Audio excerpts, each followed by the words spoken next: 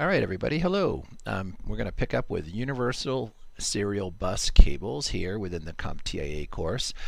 This is page 7 of 10 in lesson 1 on the area all about hardware, configuring hardware and motherboards and connectors.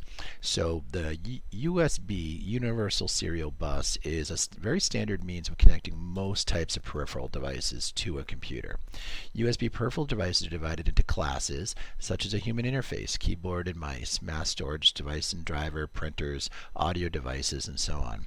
A USB device is a host controller. Each host controller can support multiple ports attached to the same bus. In theory, there could be up to 127 connected devices per controller. But to overcome the limitations of sharing the bandwidth, most PC motherboards provision multiple USB controllers, each of which has 3 or 4 ports. So what they do is they break it up so that they're not all on the same port. I mean, most people should be pretty familiar with USB. They're very, very common. Most people charge their phones with USB, connect external drives with USB, and you'll see that this logo is the USB port symbol, which is very familiar to most people. You can always look for this if you're wondering if something is a USB connector or port. There are standards for USB cables that you want to become aware of. USB standards have been several iterations of the USB. Each version introduced better rates. That means data rates and how fast or quickly data is transmitted through them. The USB 2.0 high-speed standard specifies rate of 480 megabytes per second shared between all devices attached to the same host controller. The bus is half duplex, meaning that each device can send or receive but not at the same time. So iterations of USB 3.x introduced new connector form factors and upgraded transfer rates, each of which are full duplex. So a device can send and receive simultaneously. USB 3.2 deprecated some of the older terms used to describe the supported transfer rate.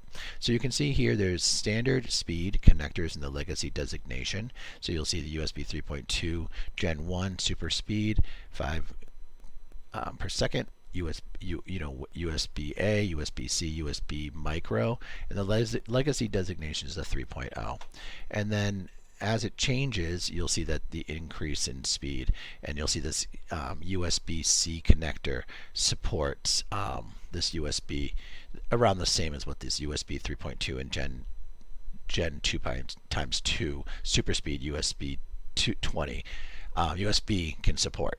So just make sure you go through and review, the shifts in speeds over time and how the legacy designation has increased the speed of the ability for USB ports to be able to transfer data, and also to remember that the USB 3.2 deprecated some of the older terms used to describe the rate, and that there are now data can be sent both ways. So USB 3 controllers feature 2 subcontrollers. One controller handles super speed capable devices while the other supports legacy high speed, full speed, and low speed, those original 1.1 and 2.0 devices. So that newer USB actually supports older devices. That's kind of probably the main point here, is that many of those older devices that utilize USB are still supported with the new ports and the new connectors, but they are upgrading very quickly. USB connector types. So there's type A for connection to host and some types of peripheral device. Type B for connection to large devices such as printer. There's, and they have a brief description of the connector and port are square with a beveled top.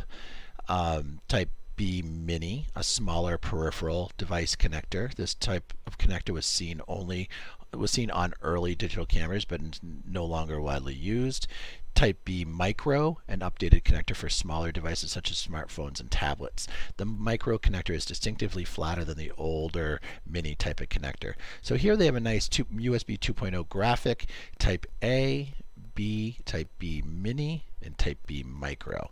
And I think we've seen all of these, especially the Type B Mini and the Type B Micro on some older devices, and we've seen Type B on devices such as printers. If you're connecting a printer, hardwiring a printer to a computer, you'll see this device. And then of course Type A, which is what we're typically used to seeing with most USB ports.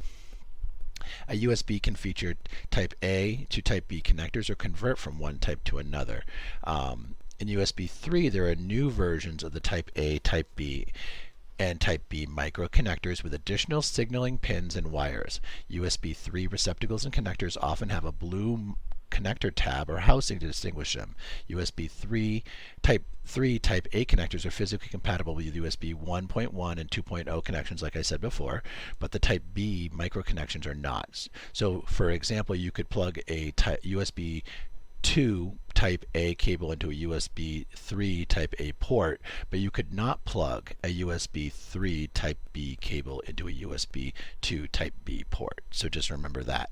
So here we have the USB 3 and 3.1 examples with the type A, which is very similar. You see the blue, the type B. Once again, blue is the indicator, type B micro, another blue indicator, and of course type C, which is a flat version and pretty thin too. So USB 3.1 defines the USB connector type. This compact form factor is intended to provide a single consistent hardware interface for the standard. The connector is reversible, meaning it can be inserted either way up. The connector design is also more robust than the earlier mini USB and micro types. USB-C can use the same type of connector at both ends, or you can obtain USB-C to USB type A or type B converter cables. Cable length. The maximum length for low-speed devices is 3 meters, so roughly around 10 feet. Well, for full speed and high speed, the limit is 5 meters, so that's about 15 feet.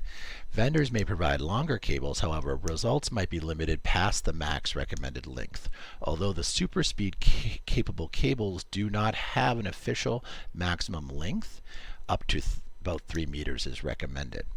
As well as a data signal, the bus can supply power to the connected device. Most USB Type A and Type C ports can be used to charge the battery in a connected device. So I think most of us are also familiar with that. If we have a phone, we have a device, or even a watch that requires power and being charged more than just transferring data, it can power the device.